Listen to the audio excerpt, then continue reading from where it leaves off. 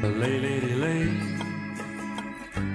lay across my big brass bed. Hi, welcome back to Live and Breathe Horses at Centre Creste La Luz.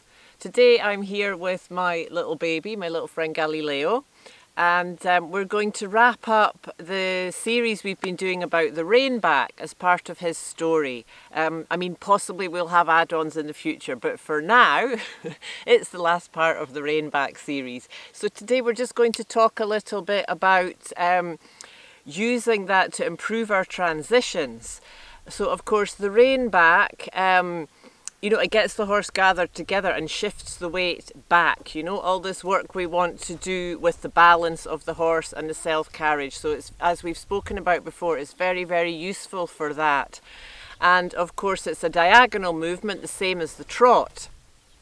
So to rein back and then into trot is a great exercise. And for him, it's also very good, being an older horse and he hasn't been ridden for a long time, like we spoke about in his last episode.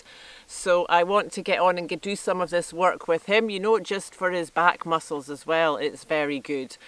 So we can do rein back trot and go trying to go into a really short little bouncy trot, and I'm going to mix that up with lots of transitions. So we can do rein back to walk to trot, we can try go rein back straight into trot and reducing the trot, so asking just little half steps with an idea of working a bit towards the piaffe at some time.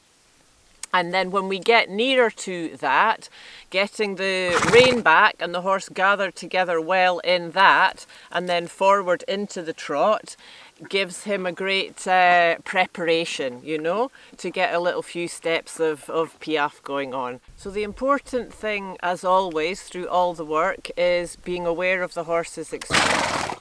Using that as the guide when it's enough, when it's too much, and how we should adjust what we're doing, to fit the horse, to make sure that he's understanding well what we're asking. I'm just going to work him in hand with the rope halter, and I might use a bit of flagging if we need more energy. Otherwise I just use the tail of the rope. This rope has got a very nice little leather thing on the end, and just a bit of putting energy in with the rope. But like I say, the flag's also very good for adding in energy.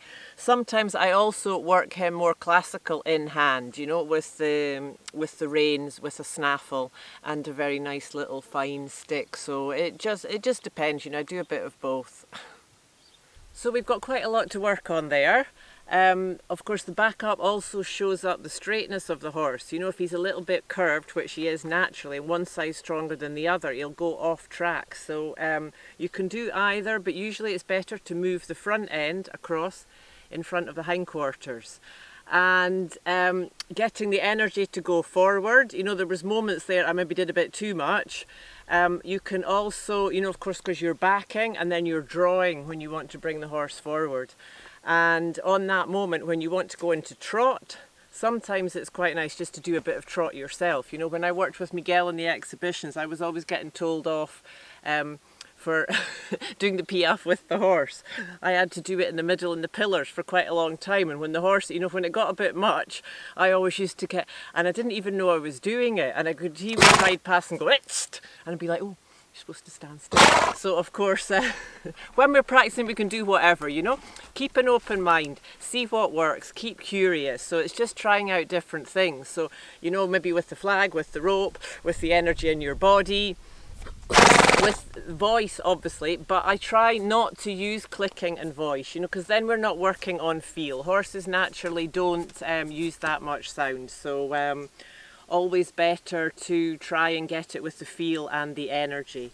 But yeah, like I said, just to try different things, see what works. And that showed us we've got quite a lot of things to work on as usual, so that's what keeps it all so fascinating. And then I always like to say we fail forward. So when we think, oh no, that didn't go right, well, yes, it's okay. We can transform it and go forward and make it even better. So one side we had some really nice expression, he really got a little nice ear. The other side he was a bit more, "Ooh, what are you doing?" But also in moments I had put quite a bit of energy in to get him up into the trot. So, and we haven't been doing a lot of this, so we'll go on practicing. And like I say, I think it's a very good, nice rounding exercise for him and for his back and his muscles, and good preparation. So thank you very much for listening to us today. I hope you've enjoyed our little Reinback series, and please get in touch with any comments or doubts you have, and we'll see you next time. Keep on tuning into the light.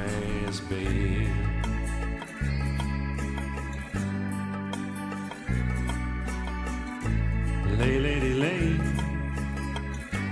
lay across my big brass bed.